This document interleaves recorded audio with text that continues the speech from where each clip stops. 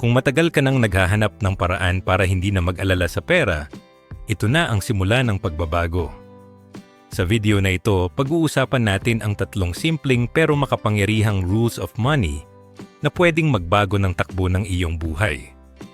Hindi ito mga teorya lang kundi mga praktikal na hakbang na pwedeng gawin ng bawat Pilipino kahit saan ka man nagsisimula. At siguraduhin mong tapusin ang video dahil sa dulo, ibabahagi ko ang pinakamahalagang aral na madalas nakakaligtaan ng marami, isang sikreto na pwedeng maging turning point sa iyong financial freedom. Pero bago natin simulan, paki-like naman ng video nating ito dahil malaking tulong na po yan sa mga content creator na kagaya namin. Maraming salamat po. Ang sikreto ng tunay na yaman ay nagsisimula sa tamang mindset. Hindi sapat ang sipag at tiyaga. Kailangan ng diskarte, tamang pananaw sa pera, at disiplina sa bawat desisyon. Kung mababago mo ang tingin mo sa pera, mas madali mong makikita ang mga oportunidad na magpapalago ng iyong buhay. Kapag pinag-uusapan ng pera, madalas nating marinig ang kasabihang magtrabaho ka ng 8 oras tapos may sahod ka. Pero kung tutuusin, hindi oras ang binabayaran sa atin, kundi ang solusyon na ibinibigay natin. Isipin mo, kung electrician ka at kaya mong ayusin ang isang komplikadong problema sa kuryente na hindi kayang gawin ng iba, mas mataas ang halaga ng serbisyo mo kumpara sa simpleng paglilinis ng bahay. Ang binabayaran ng tao ay hindi ang oras na ginugol mo, kundi ang bigat ng problemang nalutas mo.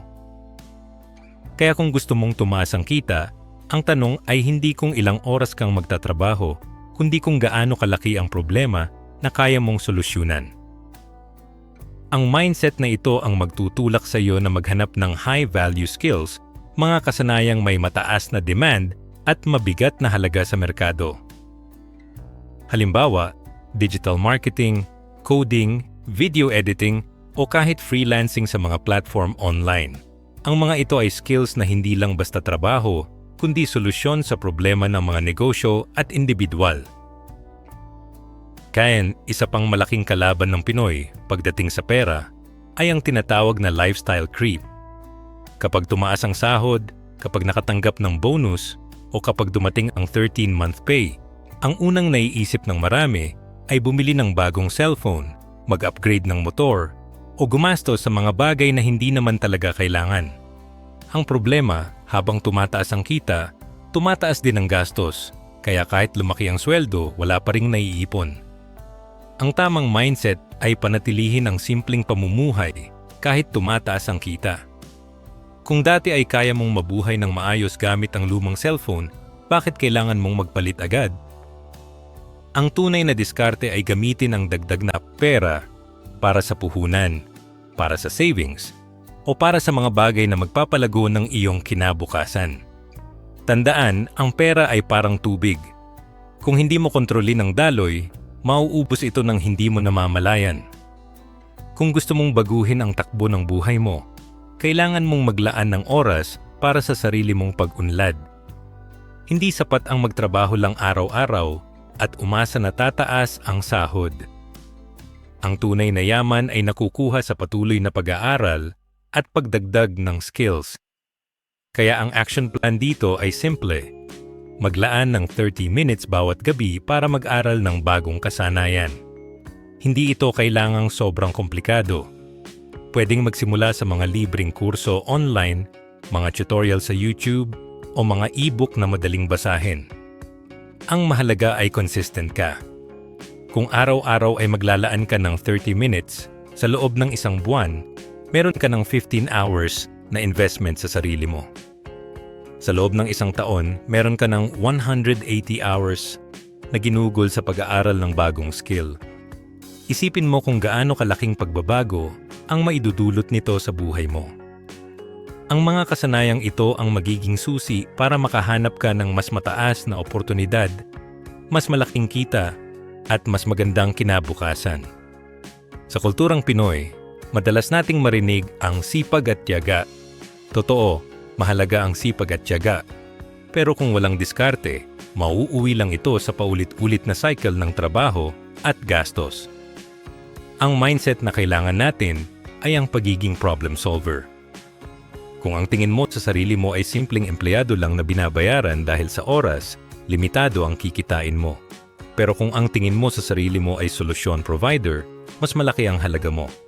Ang mga negosyante, freelancers, at professionals na may high-value skills ay hindi binabayaran dahil sa oras, kundi dahil sa impact ng kanilang ginagawa.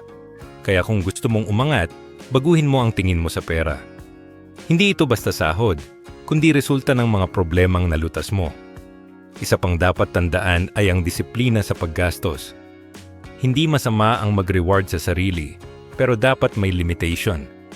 Kung tuwing may dagdag na kita ay gagastos ka agad sa luho, hindi ka makakaipon.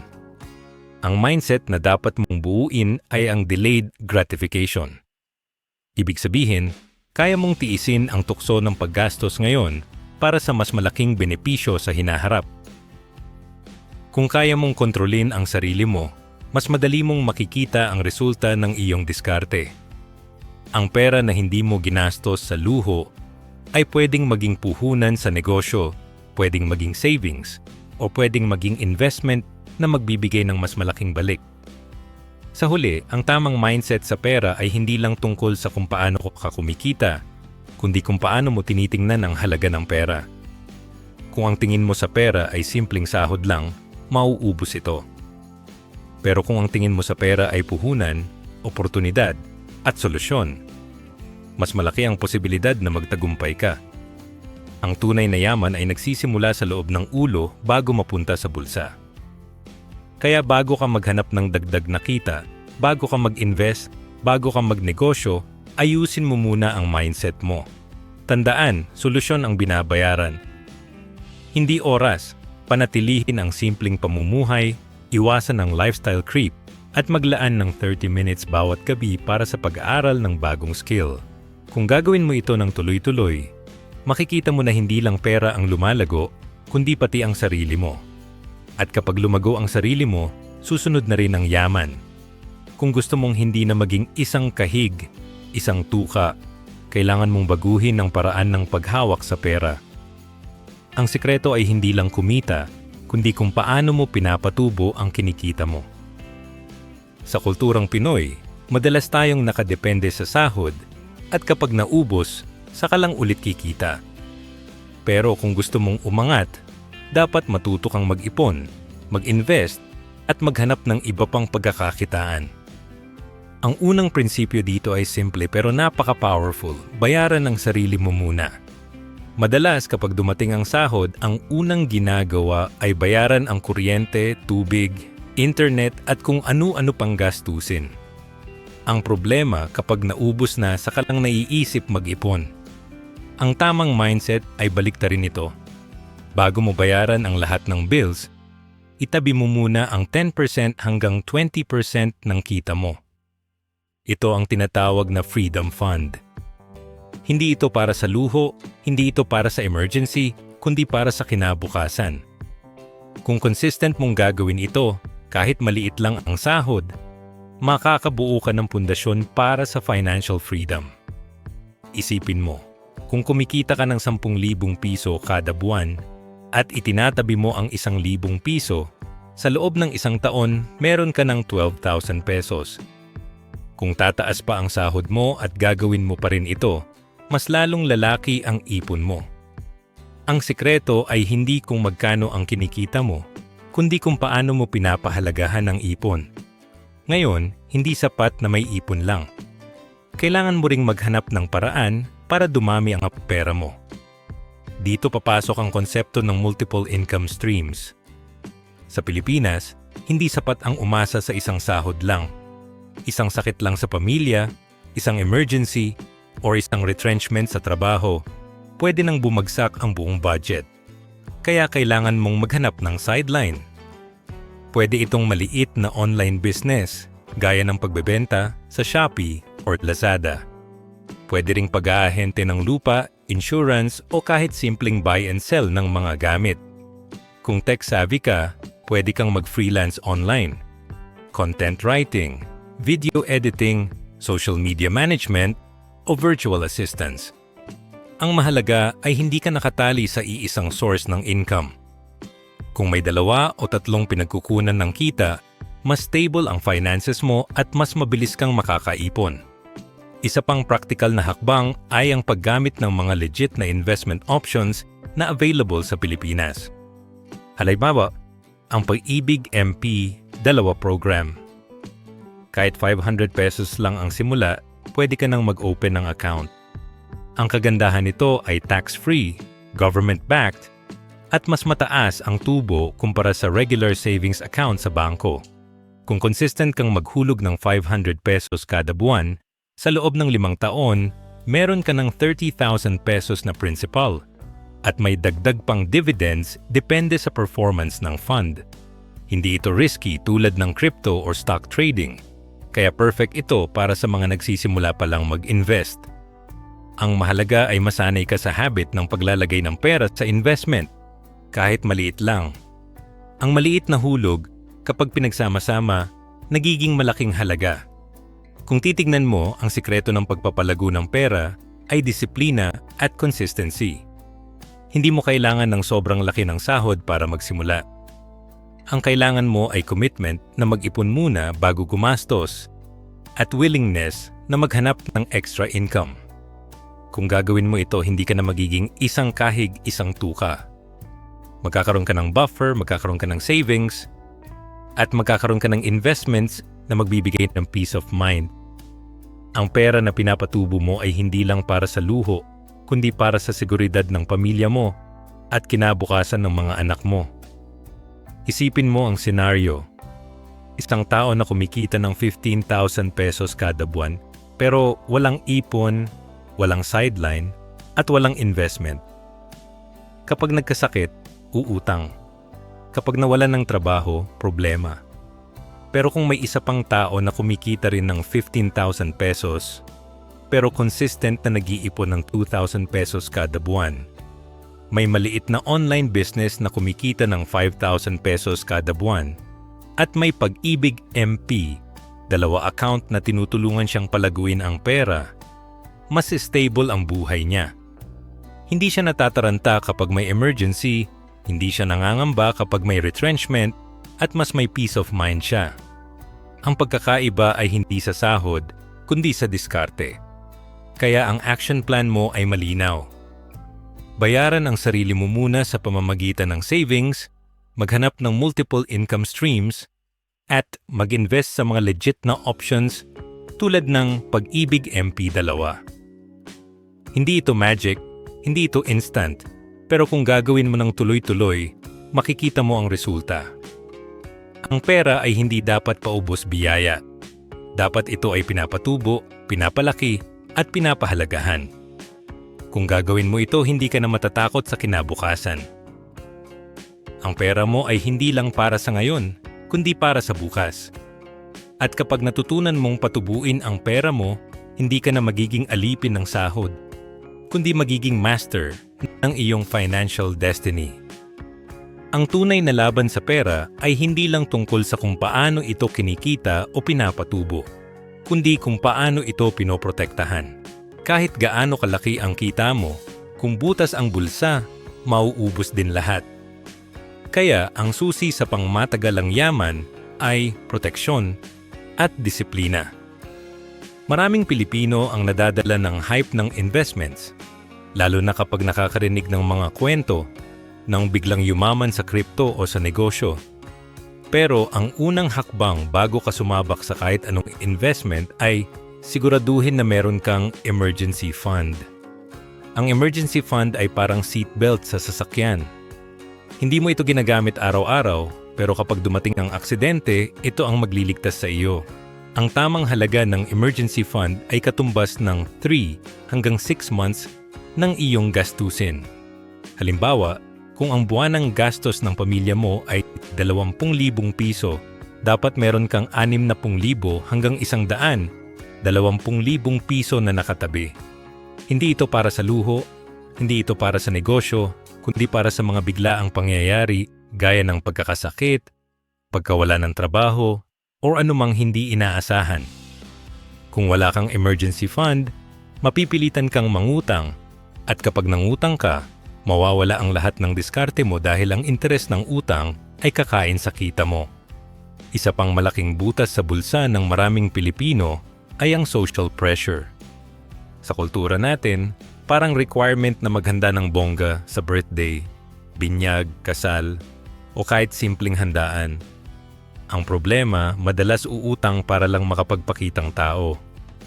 Ang mindset na ito ay mali.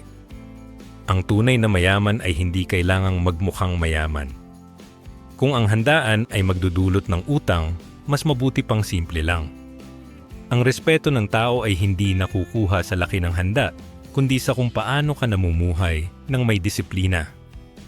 Kung kaya mong kontrolin ang sarili mo laban sa social pressure, mas madali mong mapoprotektahan ang pera mo. Tandaan, hindi mo kailangan ng bagong iPhone para lang masabing in. Ang tunay na yaman ay nasa kakayahan mong hindi magpaapekto sa dikta ng iba. Ngayon, kung meron ka mang utang, ang tamang diskarte ay ilista lahat ng utang mo at unahin ang may pinakamalaking interest. Halimbawa, kung meron kang credit card na may 20% interest at personal loan na may 10% interest, unahin mong bayaran ang credit card. Ang interest ay parang apoy na kumakain sa pera mo. Kung hindi mo ito uunahin, mas lalo lang lalaki ang utang. Isa pang dapat iwasan ay ang buy now, pay later. Maraming naaakit dito dahil parang madali lang, pero ang totoo, ito ay utang pa rin. Kung hindi naman kailangan ng gamit, huwag mo nang bilhin. Ang disiplina sa hindi paggamit ng utang para sa luho ay isa sa pinakamalaking proteksyon na magagawa mo para sa sarili mo. Isipin mo ang senaryo. Isang tao na kumikita ng 30,000 pesos kada buwan pero walang emergency fund, may utang sa credit card at mahilig sa buy now, pay later. Kapag nagkasakit o nawalan ng trabaho, bagsak agad. Pero kung may isa pang tao na kumikita rin ng 30,000 pesos pero may emergency fund na 90,000 pesos, walang utang at marunong umiwas sa social pressure, mas stable ang buhay niya. Hindi siya natataranta kapag may emergency, hindi siya nangangamba kapag may gastusin, at mas may peace of mind siya.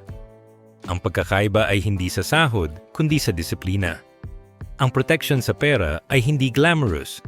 Hindi ito makikita sa social media posts. Hindi ito makikita sa bagong gadgets, pero ito ang tunay na susi para hindi ka mag-alala sa kinabukasan. Kung meron kang emergency fund, kung marunong kang umiwas sa social pressure, at kung disiplinado ka sa pag-iwas sa utang, mas madali mong mapapanatili ang yaman mo. Ang pera ay hindi lang dapat kumita at lumago, kundi dapat protektado laban sa mga panganib na pwedeng magpabagsak sa iyo. Kaya ang action plan mo ay malinaw. Mag-ipon muna ng emergency fund bago sumabak sa investment, umiwas sa social pressure na magpapalubog sa iyo sa utang, at ilista lahat ng utang para unahin ang pinakamalaking interest. Itigil ang paggamit ng buy now, pay later para sa mga hindi naman kailangang gamit. Kung gagawin mo ito, hindi ka lang nagpoprotekta ng pera mo, kundi nagtatayo ka ng disiplina na magdadala sa iyo sa tunay na financial freedom. Ang pera ay parang bahay. Kahit gaano kaganda ang design, kung walang matibay na pundasyon, guguho rin. Ang emergency fund, disiplina, at proteksyon ang pundasyon ng iyong yaman. At kapag matibay ang pundasyon, hindi ka na matitinag ng kahit anong bagyo ng buhay. Mahalagang paalala. Ang pera ay parang apoy. Pwede itong magbigay ng liwanag at init, pero pwede rin itong sumunog at magdulot ng kapahamakan kung hindi mo alam paano ito kontrolin. Kaya bago ka sumabak sa anumang diskarte, negosyo o investment, tandaan na ang tunay na yaman ay nakasalalay sa tamang mindset, disiplina at proteksyon. Hindi sapat na marunong kang kumita, mas mahalaga na marunong kang maghawak at magpalago ng kinikita mo. Una, huwag mong kalimutan ang halaga ng emergency fund. Ito ang iyong unang depensa laban sa mga hindi inaasahang pangyayari. Kung wala kang ipon na katumbas ng 3 hanggang 6 months ng iyong gastusin, kahit gaano kalaki ang kita mo, pwede pa ring gumuho ang lahat kapag dumating ang biglaang problema. Ikalawa, iwasan ang tukso ng lifestyle creep at social pressure. Hindi mo kailangang bumili ng bagong cellphone o maghanda ng bonggang handaan para lang masabing in ka.